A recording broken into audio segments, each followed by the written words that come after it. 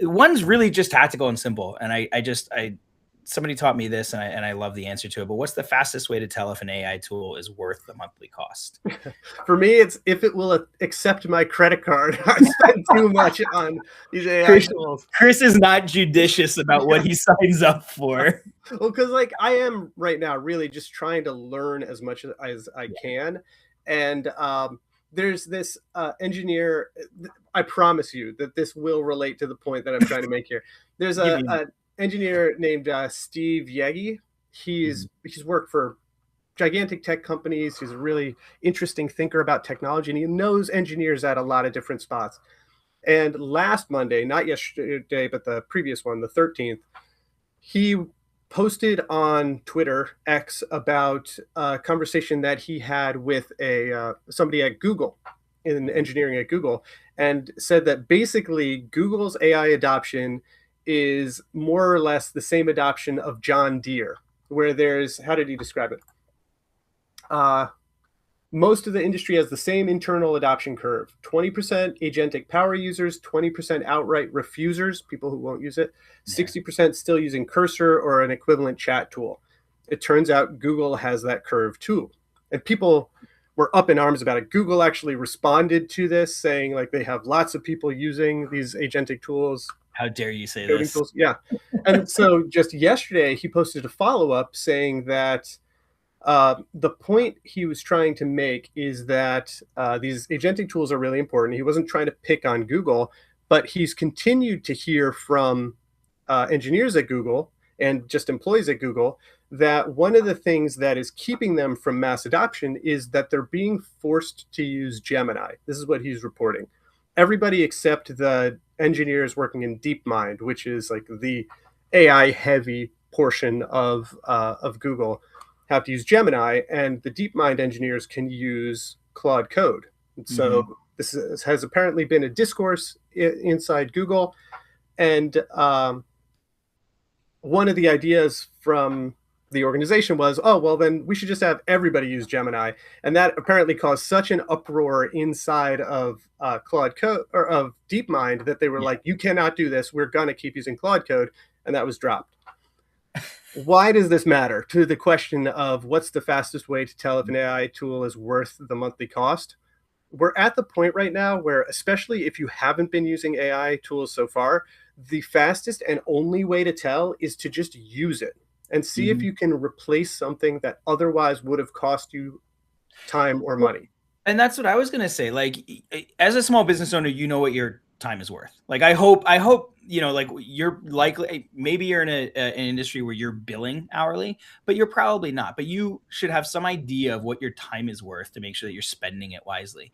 If you can take something that used to take you an hour and do it in under 10 minutes, weigh, you know, what that 50 minutes was worth to you against what you're spending on a monthly subscription. Like, to me, that's or what you were maybe spending on an external resource. Like, we spent a lot talking about how to like train a copywriter to write in your voice, you know, without making a lot of enemies. If you were paying freelance copywriters in the past, what were you paying them versus what you're paying, you know, for the subscription? And you know, you have to obviously weigh the output as well, the quality of it. And I would say, like, if you have budget for it, some of this stuff is worth paying a subscription to for the educational benefit of it. Yeah. So like if you can afford a ChatGPT or Claude subscription, I think that is worth the time, even if you're not totally sure how to use it yet, as long as you commit to trying to use it and figuring out what it's good for and what it isn't. Because I'll tell you, like, the difference between a free account and a paid account is significant. And a little peek behind why that is you may have heard about compute being really important. The ability to actually process the questions that people are asking and do the quote unquote thinking that these models do. And it's a really important resource. The reason that they're building all these data centers everywhere, and there are all sorts of issues with the way that's being gone about. But like, let's put that aside for a sec. The reason that they're doing that is because there isn't enough compute to put like the highest quality models on everything. So if you're on a free plan, you're going to have access to lesser models, generally speaking, but you're also going to get lower effort responses from the models. And I saw this as I was testing something earlier today. So yesterday, AWeber's ChatGPT app, our official one, was one of the first few email marketing apps in OpenAI's app directory, which was awesome. It was so cool. And I was playing around with it in my paid account, and I also have a free ChatGPT account.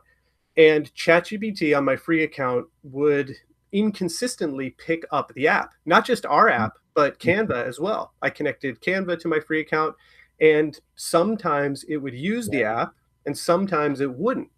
But on my paid account, every single time I asked it to get data from my AWeber account or modify a Canva design or show me my recent designs, it would actually do it.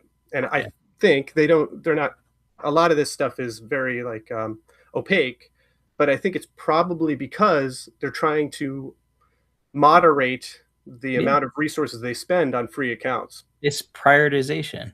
And I think it's kind of full circle to the top of the show. We were talking about, like, I feel like I'm getting generic, worthless content. Like, some of it may have to do, with the model that you have access to.